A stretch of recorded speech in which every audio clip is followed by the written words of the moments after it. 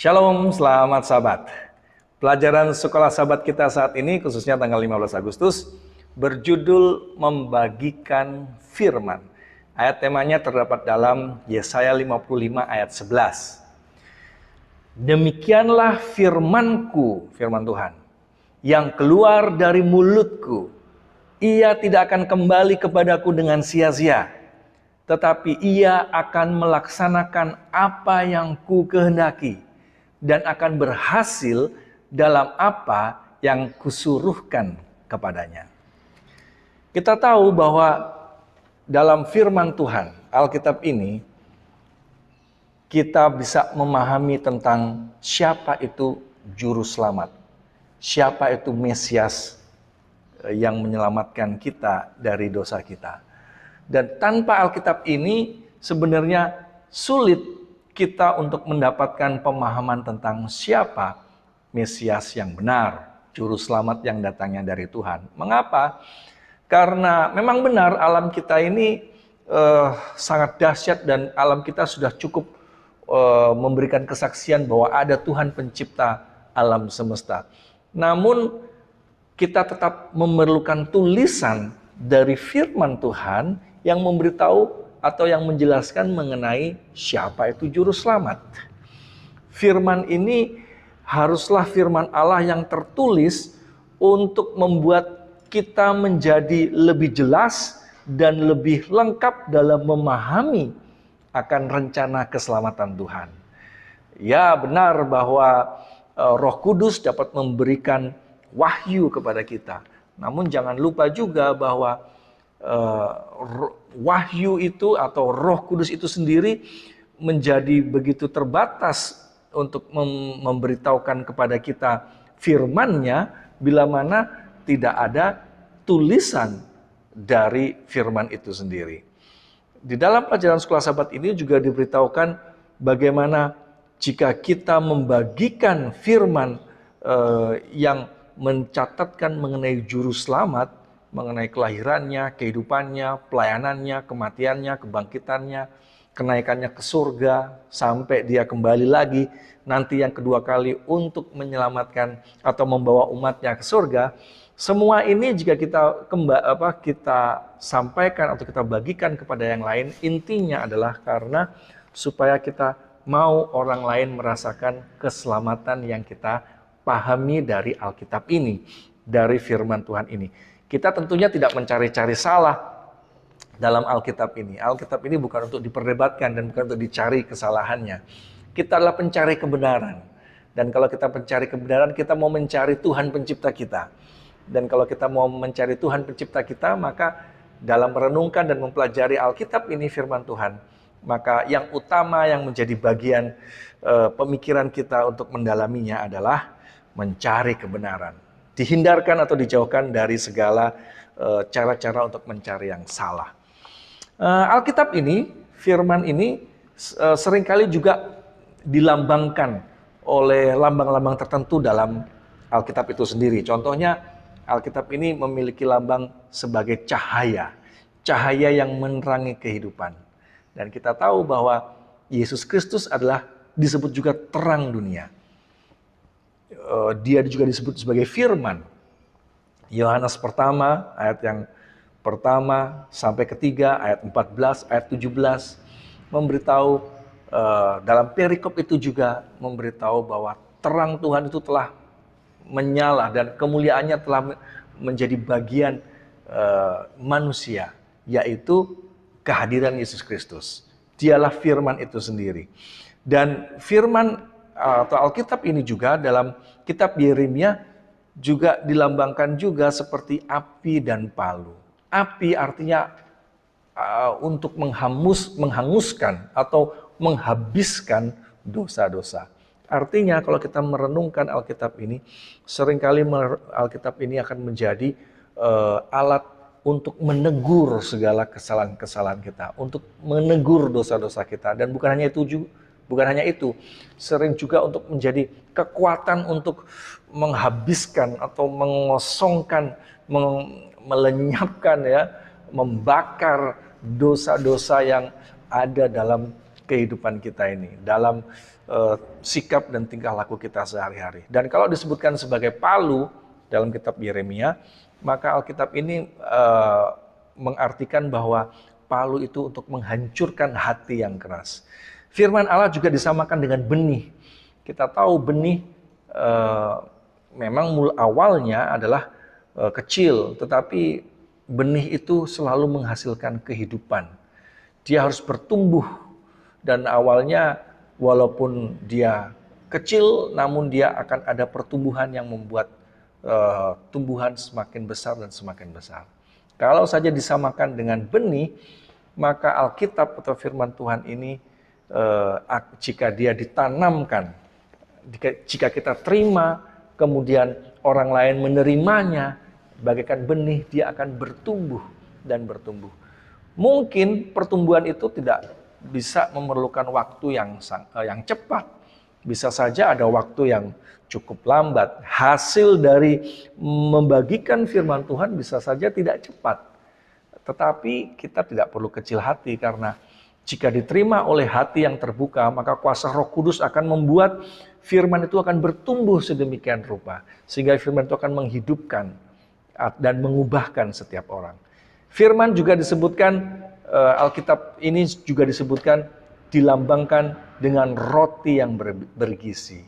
Dan kita tahu roti adalah, bagi bangsa Israel, roti adalah makanan pokok mereka. Makanan pokok sehari-hari. Dan kalau disebutkan sebagai roti, itu berarti firman Tuhan ini seharusnya menjadi makanan pokok sehari-hari, yang akan selalu mengenyangkan jiwa yang lapar. Maksudnya apa? Maksudnya adalah kita selalu memerlukan makanan pokok sehari-hari. Ada orang yang pernah mengatakan, saya sudah tahu semua tentang Alkitab. Ya itu saja. Seringkali firman yang disampaikan ini membosankan. Saya pun jadi berpikir dan merenungkan, bagaimana jika Alkitab itu disebutkan sebagai makanan pokok, lalu apakah makanan pokok yang kita makan setiap hari itu membosankan? Bagi orang Indonesia, makanan pokok kita adalah contohnya nasi. Dari kecil saya makan nasi, kita semua makan nasi, tapi setiap hari pun kita makan nasi, tetapi apakah nasi akhirnya menjadi sesuatu yang membosankan? Apalagi kalau nasi itu dimasak dengan cara yang beragam, seperti nasi goreng, nasi kuning, dan sebagainya. Demikian juga firman Tuhan. Tidak sulit bagi saya untuk mengatakan bahwa firman Tuhan itu membosankan. Karena notabene firman Tuhan ini adalah makanan pokok yang kita perlukan, yang kita butuhkan sehari-hari untuk kehidupan kita. Apalagi jika diramu pelajarannya, pembawaannya, perenungannya dalam variasi interpretasi yang berbeda, maka akan ada kekayaan interpretasi yang akan keluar sedemikian rupa dari dalam Alkitab ini, dari dalam firman Tuhan ini. Akan menjadi istilahnya makanan pokok nasi yang berbeda ramuannya, tetapi kaya akan gizinya. Itulah firman Tuhan, itulah Alkitab kita. Jadi kita tidak akan pernah bosan sebenarnya. Saya coba berpikir dan merenung setelah saya mencoba belajar secara meditasi mengenai ayat Alkitab ini, dari Kejadian sampai Wahyu, dari 1189 pasal, maka saya dapati usia saya 70 tahun untuk belajar ini semua tidak akan cukup. Karena Alkitab ini begitu kaya dan memberitahu tentang siapa Tuhan pencipta kita. Itu yang penting. Dan ternyata memang di Alkitab ini menjelaskan tentang adanya kuasa kreatif. Kuasa kreatif ini maksudnya adalah kuasa yang menciptakan, kuasa pencipta ada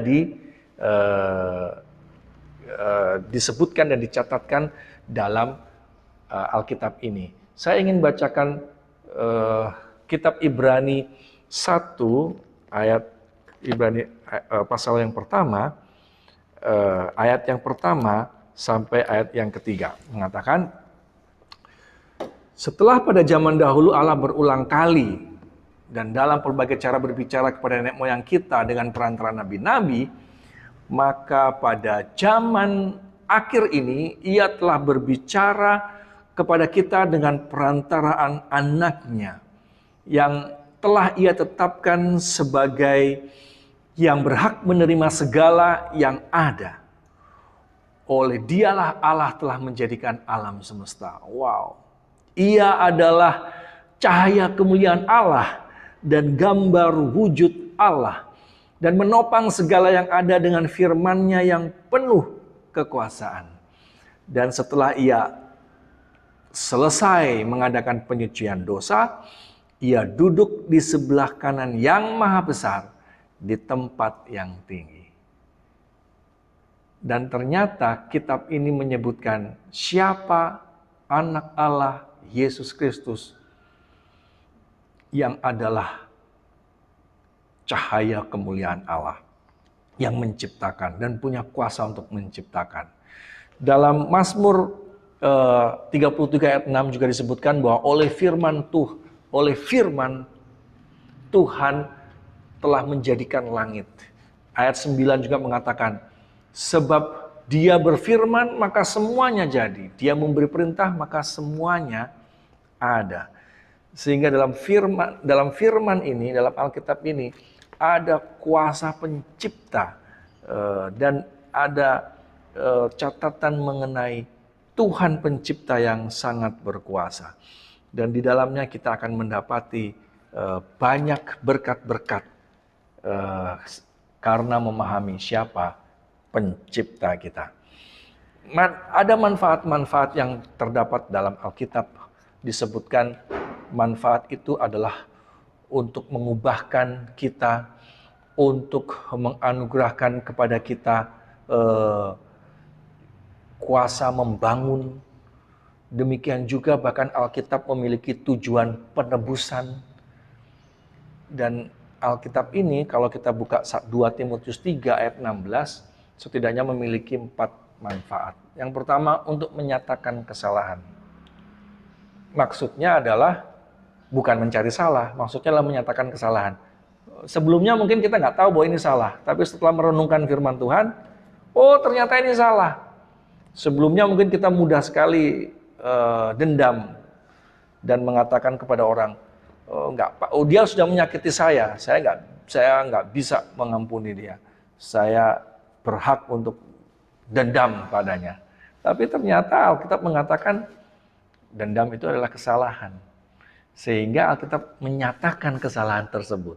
Dan bukan hanya itu, Alkitab juga memperbaiki kelakuan. Bagaimana memperbaiki kelakuan ini? Alkitab menasihatkan supaya kita mengampuni. Semakin kita disakiti oleh orang lain, semakin kita harus mudah mengampuni.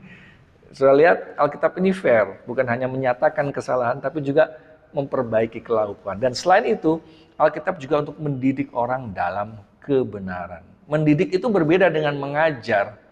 Kalau umpamanya disebutkan mengajar itu seperti guru. Tapi kalau mendidik itu membimbing, artinya mengajar berulang-ulang, menuntun. Kalau anak kita jatuh, kita bimbing, bangun lagi, jatuh, bangun lagi, dan demikian seterusnya. Sehingga ini sangat erat kaitannya, paralelnya sangat erat dengan Alkitab itu sebagai makanan pokok sehari-hari. Memang kita perlukan, karena setiap hari kita perlu bimbingan dan tuntunan dari Alkitab ini. Kalau kita berulang kali jatuh, justru Alkitab ini yang akan menguatkan kita untuk bangun lagi, dan seterusnya. Di dalam Alkitab ini juga diberitahukan mengenai janji Allah yang luar biasa. Dan banyak janji-janji berkat yang dicatatkan dalam Alkitab ini.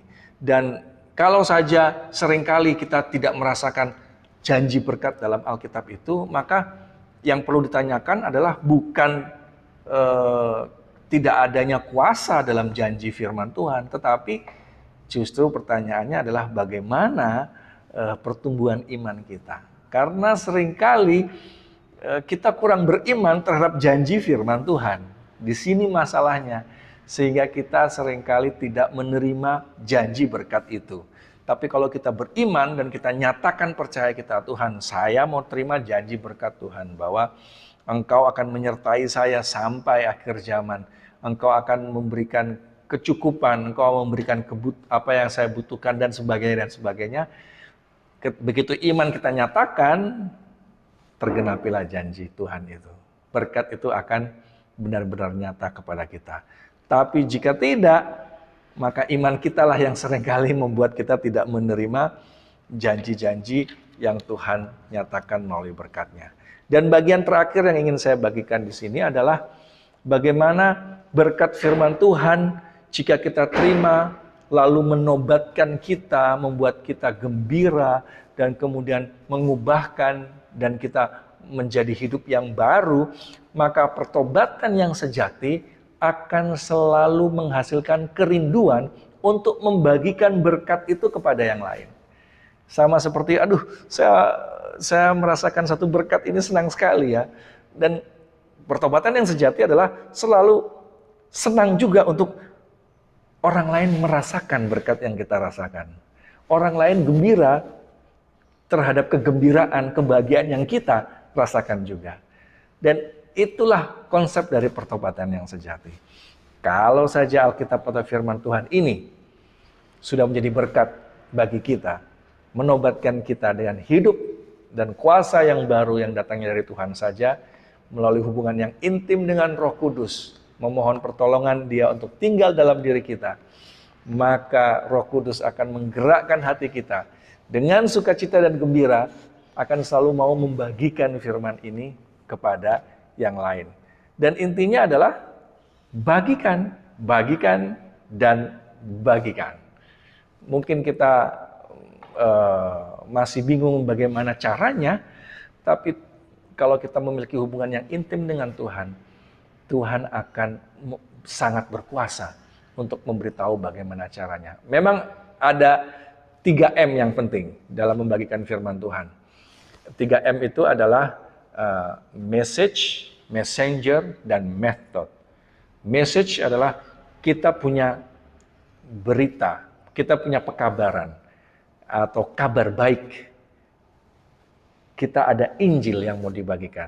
Dan kita adalah messengernya, kita adalah pembawa beritanya. Tapi seringkali berita kabar baik ini tidak kesampaian karena kita lack of method. Kekurangan metode, nggak tahu caranya, metodenya bagaimana. Dengan bersandar dan memiliki hubungan yang intim dengan Allah, dengan Roh Kudus, maka Roh Kudus akan membuka jalan, memberitahu bagaimana caranya. Karena Dia akan bekerja, asalkan kita mau jadi alatnya. Dia akan bekerja untuk memberitahu apa itu berita Injil yang membahagiakan kita untuk dibagikan kepada yang lain, bagaimana caranya, dan kapan waktu yang tepat untuk kita sampaikan kepada yang lain. Dan inilah yang menjadi pelajaran yang utama atau yang penting sepanjang pelajaran Sekolah Sahabat kita pada sepanjang hari Minggu ini. Konsepnya intinya sekali lagi adalah jika kita menerima berkat yang luar biasa dari firman Tuhan ini, maka berkat yang sejati ini akan membuat kita bertobat dengan sejati, yaitu kita juga akan rindu untuk menyampaikan, membagikan kabar berita baik ini kepada yang lain, dan biarkan yang lain juga merasakan kebahagiaan yang kita rasakan karena menerima janji berkat ini. Kiranya Tuhan memberkati kita semua. Saya bawa dalam nama Yesus Kristus. Mari kita sama-sama berdoa. Ya Tuhan kami, ya pencipta kami, Bapa yang penuh kasih di sorga, terpujilah nama-Mu Tuhan, karena saat ini kami diingatkan kembali bagaimana ajaibnya firman-Mu. Bila mana kami terima dengan penuh kegembiraan, maka hati yang gembira menerima berkat firman itu akan mengajak kami, mendorong kami untuk membagikan berkat itu, membagikan berita baik itu juga kepada yang lain. Namun kami memerlukan Roh-Mu yang kudus. Karena tanpa Roh Kudus, kami ini hanyalah manusia biasa yang penuh dengan kelemahan dan kemanusiaan. Berkaryalah Roh Kudus dalam hidup kami mau menjadi alat-Mu.